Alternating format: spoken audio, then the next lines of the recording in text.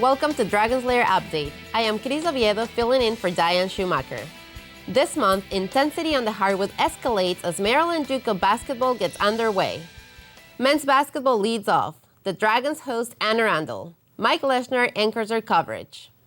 Thanks, Chris. Our analyst finished his career ranked 4th on the University of Wisconsin's all-time scoring list. It's a pleasure to welcome Chuck Nagel to the show. Thanks, Mike. Coach Dull's Dragons enter the game with a 7-5 record. 4 players are academically ineligible. Howard's dressing 9 players for this game. They've won 2 in a row. Chuck, what do you expect to see from Howard? I expect to see a very high-scoring game. Howard's coming off a double overtime win against Thomas Nelson, a game in which they scored a season-high 99 points. 4 players now scoring double figures on the year for the Dragons. Those 4 will have to have an excellent game tonight. Shoot well, rebound well, pass well. Ball control, basket penetration, very important, and the Dragons will have to win the all-important battle on the boards. Anne Arundel enters the game with a 7-7 record. They're on a 3-game win streak. Anne Arundel's a D3 JUCO program. They've struggled against Division I and Division II Maryland JUCO schools. Chuck, how can Anne Arundel get the win? They'll probably have to score 100 points, having just said that the 99 points won it for the Dragons against Thomas Nelson. Anne Arundel has come in during the season. Most of the games very underrated, but they're not a bad ball club.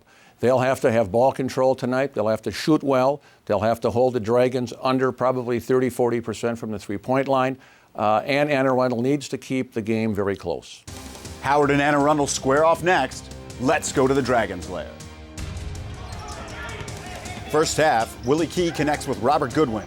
Goodwin beats his man off the dribble, floater in the lane, and 1. Dragons up 5. Mamutajic with a little pull-up mid-range jumper cuts the lead to 6. Anne Arundel goes back to Mamutajic on the baseline, takes the drive. Gaskins is there defensively for Howard, and it starts the break. Goodwin. 4-on-2 ahead to Ian Vasquez, and he puts it away in transition. The Dragons on a 4-0 run stretch the lead to 10.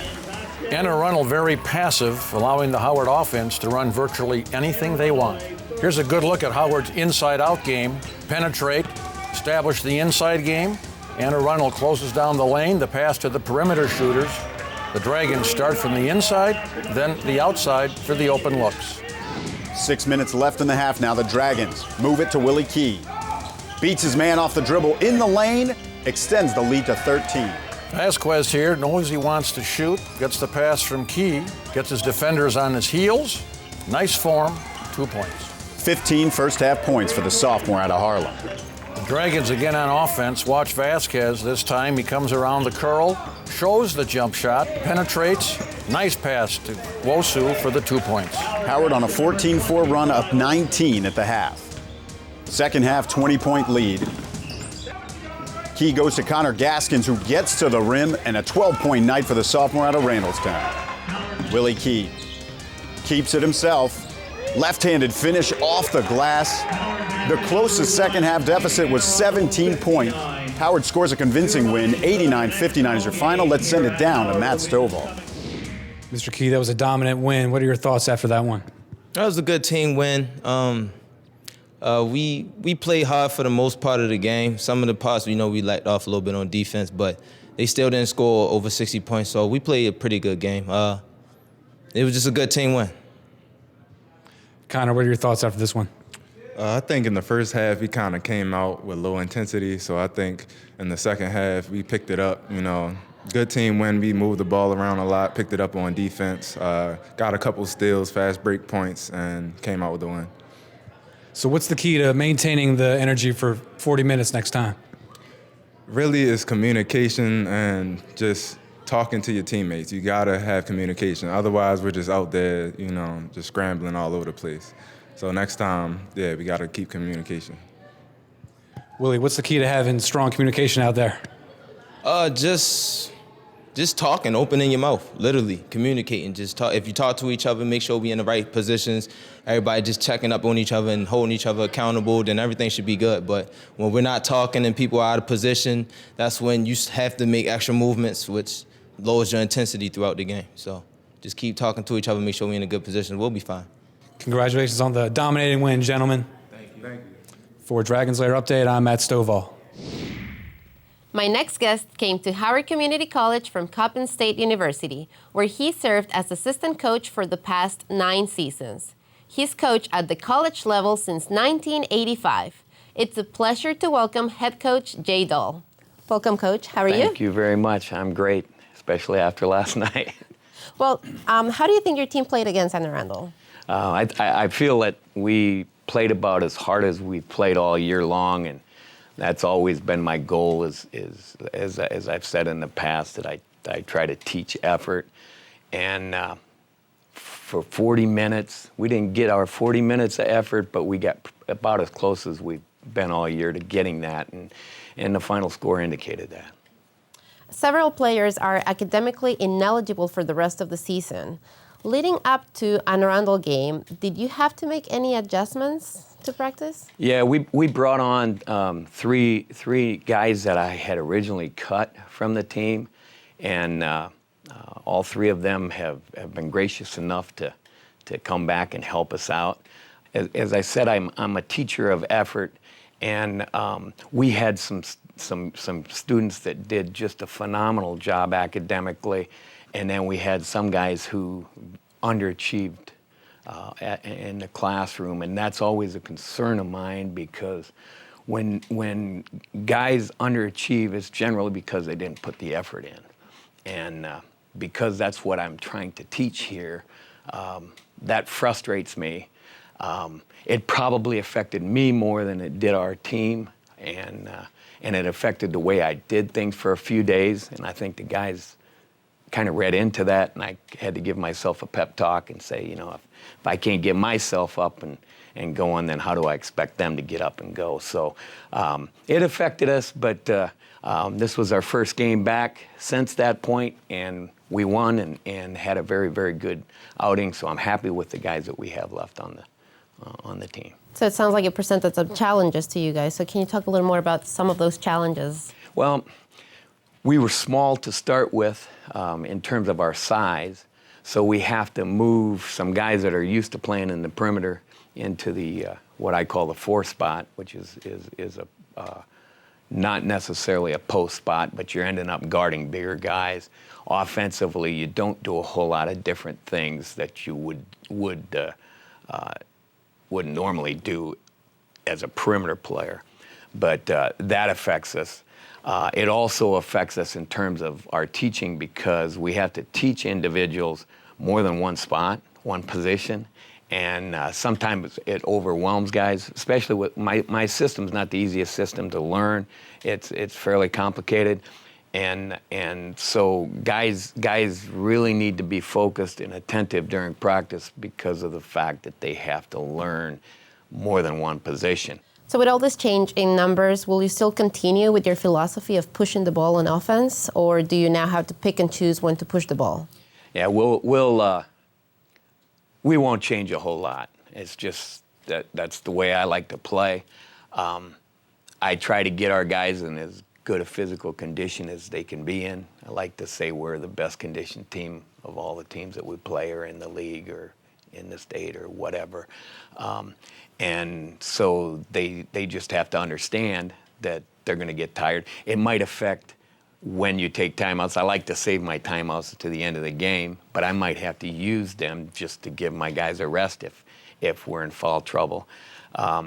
You may have to be in a position where you play a little more zone than you would man-to-man, and I don't have a problem with that, but when it's dictated because of your numbers, that's not the way I like to operate. But there's a lot of ways you can get around things, is what I'm trying to say, and hopefully we won't get stuck in a situation where we would end up having to play with less than 5 guys on the floor at the same time, because that's always a fear. What have you seen in scouting Harford? You know, I'm right now, I'm in a position right now where I really don't have a real good handle. I saw him early in the year, but with Mike, you know, his teams are always going to be fundamentally sound. They're going to play hard. He's a very good recruiter, so you know he's got good players there. What I saw from them early in the year, you know, they play a pretty disciplined system. They're not out of control. So we got our work cut out for us. Do you have a game plan against them yet? Yeah, you know, we're in a situation where we're going to basically play the way we always play. We're going to dictate to them what we do, not let them dictate to us. So you know, we're going to continue to press until they're in a situation where they hurt us with it.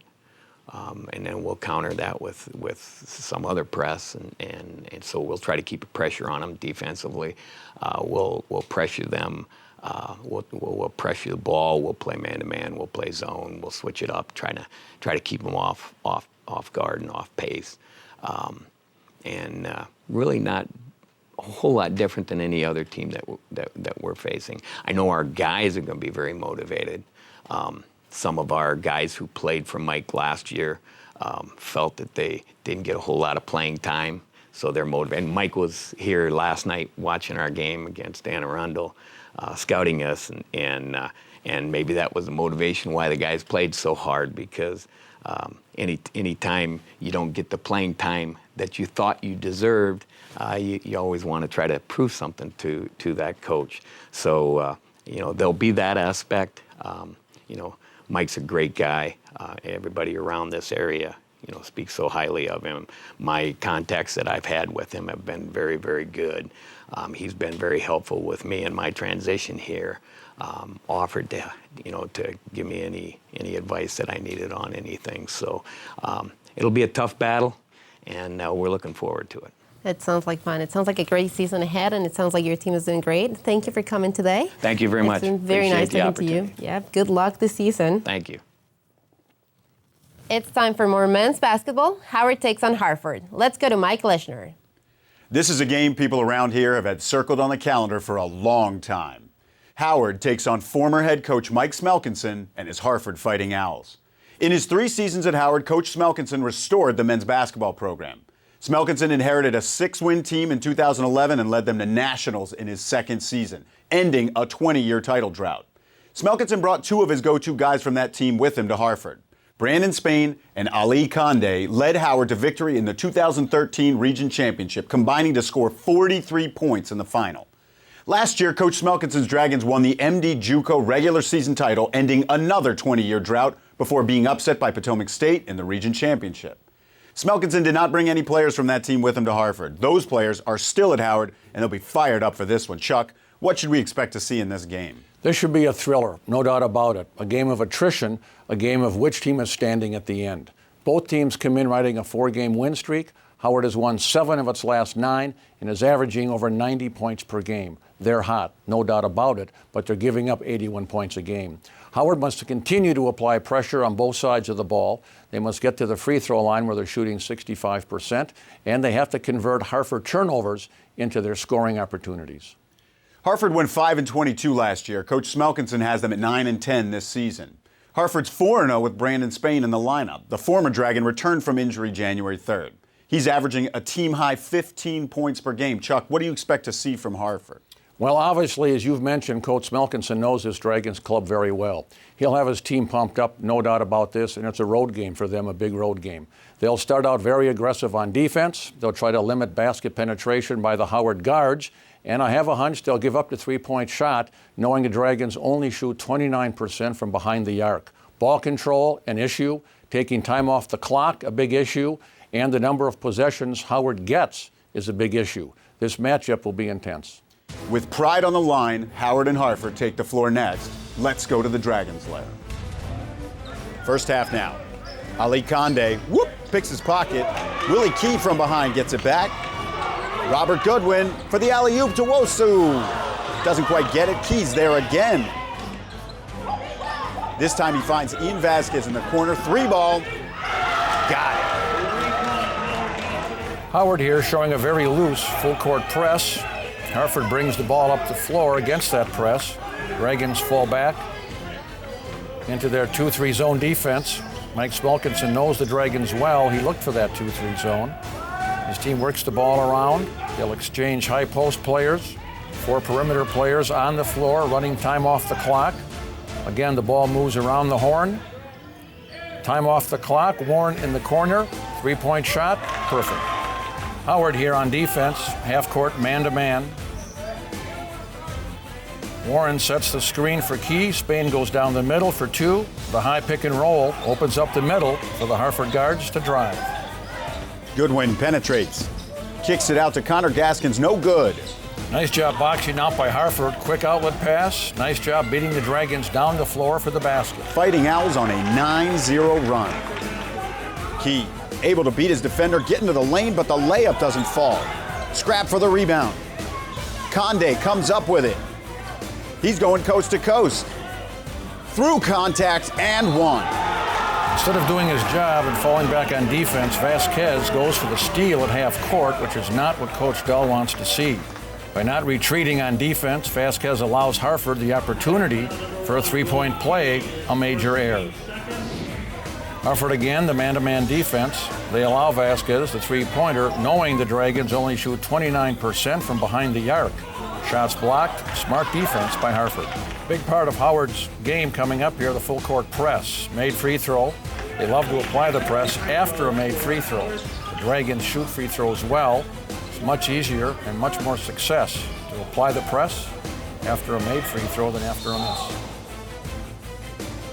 Missed free throw, Howard now falls back into its half-court defense. The ability to make or miss that second free throw does set up the entire defensive strategy. This play designed to work against the Howard man-to-man. Guard high post cut, weak side screen. Guard gets the ball. Nice move for the layup. Notice the lack of backside help from the Howard big man. Harford now looking for an opportunity to penetrate, which they do. An easy putback for Xavier Cooper. Look how easily he gets to the basket. 1 minute left in the half. Fighting Owls with a three-point lead. Cooper goes up. Austin Wosu. Vasquez pushes it up the floor. But Brandon Spain forces the turnover and takes it the other way. Now he's got no numbers, so he pulls up and buries the jumper. 12 first half points for the former Dragon. He leads all scorers at the half. Second half now, 4-point lead for Harford. Key up against Malachi Sene. Rattles in and out, but Vasquez there for the putback and makes it a one-possession game. Goodwin, guarded by Sene, looking to penetrate. Nice defense. Kick out to Vasquez. Oh, the three ball. Harford gives up the three. Vasquez burning bridges and a dagger against his old coach. Howard takes back the lead. Harford has tied it up. Here's Spain. Gets inside. Gaskins is there defensively. Spain with the miss. Wosu hauls in the rebound. He leads the Dragons with 8 boards. Goodwin now draws some attention in the corner. To Wosu. To Vasquez. Fouled by Spain, his second personal. Vasquez makes his free throws. He scored 7 points coming out of the locker room. Cameron Smith wide open behind the arc. No good, and Gaskins with a huge rebound. Willie Key leads the 3-on-3 break. Takes it himself, left hand, attacks the rim, and he buries it. Big time play from the sophomore out of Baltimore. The Dragons' Lair is rocking, and Coach Dull showing some passion. His players are eating this up. Here's where the momentum of the game may have switched back in favor of Howard. Minutes into the second half, the Dragons come out on fire. Must have been an inspired Dragon locker room at halftime. After the Harford timeout, Spain driving. Beautiful feed to Cooper with the two-handed flush. Cuts the deficit to 2 points. The freshman out of Rocky Mount, North Carolina has 9 points. Willie Key against Cedric Hines. Goes right, goes left, pull-up jump shot, and Connor Gaskins with his 5th offensive rebound and the putback. The Dragons playing with emotion, responding to this big game atmosphere. Cooper open in the middle. Hines finds him. He gets to the rim and a beautiful finish. 2-point game. 5 minutes in now. Key denied entry into the lane. Bounce pass to Vasquez. Vasquez swings it to the corner. Harford has given up the three, and Howard's 2 for 3 from three-point range in the second half. Ali Conde draws 3 Dragons. Spain is wide open, and he buries the 3. Goodwin, guarded by Conde. Goodwin into the lane. Now it's Will Jackson says, and Brandon Spain loves it. Passion on both sides of this young rivalry. 13 minutes to play now, tied at 49. Willie Key all the way to the rack, and he regains the lead for Howard. The sophomore out of Parkville High School has 12. Next Howard possession, Goodwin. Goes right, stops, pops off the glass. Dragons have a 4-point advantage. Other end of the court now. Spain. Terrific pass to Sene. Down low to Jackson. Wosu, great reaction, clean block. He outworks 2 Owls, and Gaskins secures it for Howard. Goodwin pushes the ball, and officials here call a foul on Spain. Then they hit him with a tee. Vasquez and Goodwin sink all their free throws, and they extend the lead to 8. Spain goes to the bench. Hines once again. Down low to Jackson. Gaskins with the block. Wosu with the block. Here's an example of Wosu and Gaskins really stepping up on the defensive end. They make it extremely difficult for Harford to get any easy baskets. 9 minutes left. 7-point lead for Howard. Key checked by Tony Floyd. Great penetration here from Key. Alley-oop to Wosu, who was fouled. Harford seems to be standing around, perhaps tired, knowing their chances of victory are fading badly. Wosu missed the free throw. Gaskins grabbed a rebound, his 12th of the night. And here's number 13 with the putback bucket for the Randallstown High School grad. Harford not done yet. Coach Smelkinson's Fighting Owls on a 4-0 run. Floyd denying Key the lane. Hines gets a hand on the ball. Gaskins now looking to penetrate. Cooper. Harford asserting themselves on defense. Still 7 minutes remaining. Howard's lead is down to 5. Vasquez attacking the basket, collides with Conde. It's going against Harford. Vasquez fought through the pain, converts both free throws. Hines on the drive, outside to Floyd. Brandon Roberson's all over him. Hines, baseline. Goodwin hits it off the knee of Hines. That is not what Coach Smelkinson wants to see. Other end of the floor, Key into the heart of Harford's defense. The Dragons respond with a 4-0 run of their own, and the lead is back to 9. 4 minutes remaining. Key penetrating once again, draws the attention of Cooper. Great feed to Wosu, and Cooper fouls him. 2:53 on the game clock. Harford brings the press. Goodwin dribbles through, keeps his head up, and Floyd fouls him from behind. Goodwin knocks down his free throws, and here's Robert Goodwin again. Into the paint, floater over the 6'5" forward. A 17-point night for the freshman out of Baltimore, his 4th consecutive game in double figures. 1:34 remaining, 11-point lead for Howard. Key draws the defender here, finds Wosu all alone. Retribution for Howard's sophomores. The 5 Dragons who played for Coach Smelkinson last year combined to score 52 points, haul in 42 rebounds. Those 5 players out-rebounded Harford's entire team. Howard wins. Let's go down to Jasmine Harris. After tonight's game, how do you feel, Connor? I mean, it was excellent when you know, team communication. We worked hard on defense. On the first half, we came out slow, but Coach Dole pumped us up, got us out there in the second half, and we came out with the win. How did Coach Dole prepare y'all for this game? How did he pump y'all up? Like I saw him during the one timeout. He just in a huddle, chest bumping at 5. And how did Coach Dole get that in y'all? Well, he really just brought the energy like he always do. Practice games. And he knew this was a big game with Coach Mike coming back for his homecoming and whatnot. And Harford was talking about no loss January, so we just went out and get the win. So. All these blocks, Austin. Like, what motivates you to get up there and block offensive players' shots? Like, honestly, I take it upon myself to be the pride on defense. I really talk to my teammates a lot, especially Connor. Down low, I want us to be a big force down low and, just really protect that rim. And, blocking shots, I was really, concentrating a lot on the guys going up, and I was able to get those blocks. So playing last year for Coach Mike, I know this is just a regular conference game, but what did this game really mean to, especially you 3, what did it mean to you 3? It meant a lot because he took players that he wanted to take, and we didn't have the opportunity to really show our game. But this tonight really showed our game. What was the emotions for this game for you? I mean, this was a big game. I mean, considering that he used to coach here, and he left, I mean, it feels good to beat him, basically. I mean, that's I don't really have nothing much else to say. I mean, it just feels good to beat him, Austin, what did this game mean to you?